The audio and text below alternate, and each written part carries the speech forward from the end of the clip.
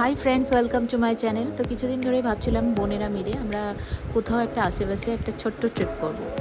তো সকাল সকাল উঠে গেছি, ভোর 4:30-র সময় উঠেছি। শরীর খুবই টায়ার্ড, তার মধ্যে রান্না করেছি, ছেলে যেহেতু আসেনি তার টিফিন প্যাক করা, আর এখন প্রচণ্ড ঘুম ঘুম পাচ্ছে। কিন্তু ঘুমালে চলবে না। কেন চলবে না বলছি, কেন কি ঘুম পাচ্ছে, ঘুমিয়ে যেতেই পারি গাড়িতে, এত লম্বা একটা সফর। কেন বহরমপুর থেকে শিলিগুড়ি পৌঁছাতে পৌঁছাতে একটা লম্বা দারুণ ঘুম হয়েই যাবে, কিন্তু কি হয় না, এখন হাজব্যান্ড আসেনি, ড্রাইভার চালাচ্ছে গাড়ি, কি জানি ঠিক শান্তি পায় না। ও গাড়ি চালালে যেমন একটু শান্তি পায়, কি না ও ড্রাইভ করছে তো একটু ঘুমিয়ে নিই, কিন্তু এই অবস্থায় চোখটা বারবার লাগছে, কিন্তু চোখটা খুলেই রেখেছি সারা রাস্তা।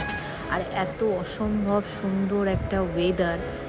অনেক সকাল সকাল বেরিয়েছি, 6:10-15 বেরিয়ে গিয়েছি সকাল, কিন্তু রাস্তায় পুরোটাই মেঘ মেঘ হয়ে আছে একদম।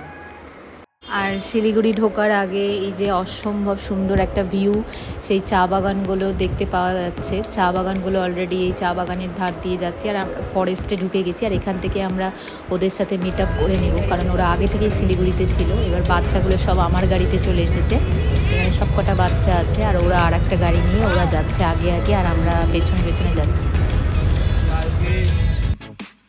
তো আমরা পাহাড়ের রাস্তা ধরে নিয়েছি, আর পাহাড়ে উঠতে গিয়ে একটু ভয় ভয়ই লাগছিল, কেন কি আমাদের নিজস্ব ড্রাইভারই গাড়ি নিয়ে যাচ্ছিল পাহাড়ে।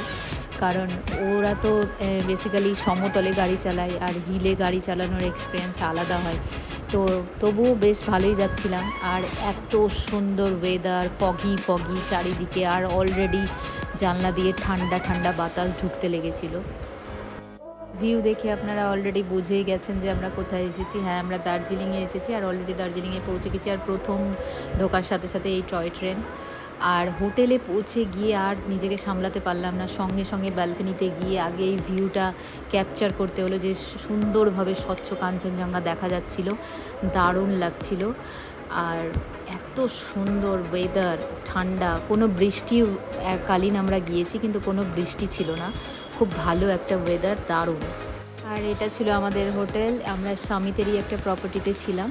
তো এইটা ছিল আমাদের রুম, আমরা দুটো রুম নিয়েছিলাম। এটা একটা রুম, আর রুম দিয়ে এই দিক দিয়ে একটা ব্যালকনি, আর ব্যালকনি দিয়েও একটা সুন্দর, এখানে একটা ছোট্ট ব্যালকনি আছে, আর ব্যালকনি দিয়েও সুন্দর ভিউ।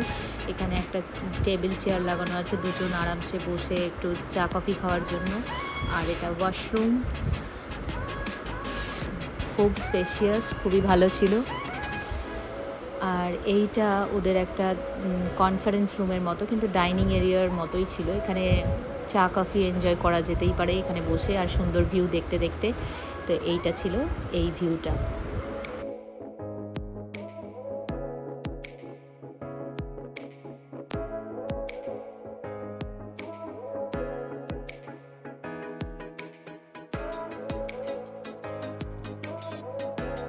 আর একটু সন্ধে সন্ধে হয়ে গিয়েছে, আর সন্ধেবেলায় তো পাহাড়ের একটা অদ্ভুত ভিউ, লাইটগুলো যখন জলে দেখতে একটা অপরূপ লাগে। আর আমরা এখন রেডি হয়ে একটু মার্কেটের দিকে গেছি। এই যে যেতে গিয়ে দেখছি যে মনে হচ্ছে যেন সেই দুর্গাপুজোর নবমীর রাত, সত্যি এত ভিড়, আর এই ওয়েদারে এত ভিড় ভাবাই যায় না। বেসিক্যালি এটা কিন্তু অফ সিজন, কিন্তু তবুও সবাই এসেছে, আর প্রচুর ভিড়। তো আজকে আর বেশি ঘোরাঘুরি করব না, কেন কি সারাদিনের একটা হেট্রিক জার্নি রয়েছে। তো তাড়াতাড়ি করে হোটেলের রুমে ফিরে গেলাম। এই যে সারাদিন জার্নি করেছে, কিন্তু বাচ্চাদের চোখে একটুও ঘুম নেই। তো এই ব্লগটা এখানেই শেষ করলাম, নেক্সট ব্লগে দেখাবো কোথায় কোথায় ঘুরেছিলাম আমরা। তো আজকের মতো এটুকুই। তো ব্লগটা ভালো লাগলে অবশ্যই লাইক, শেয়ার, কমেন্ট করে আমার চ্যানেলটিকে সাবস্ক্রাইব করতে ভুলবেন না।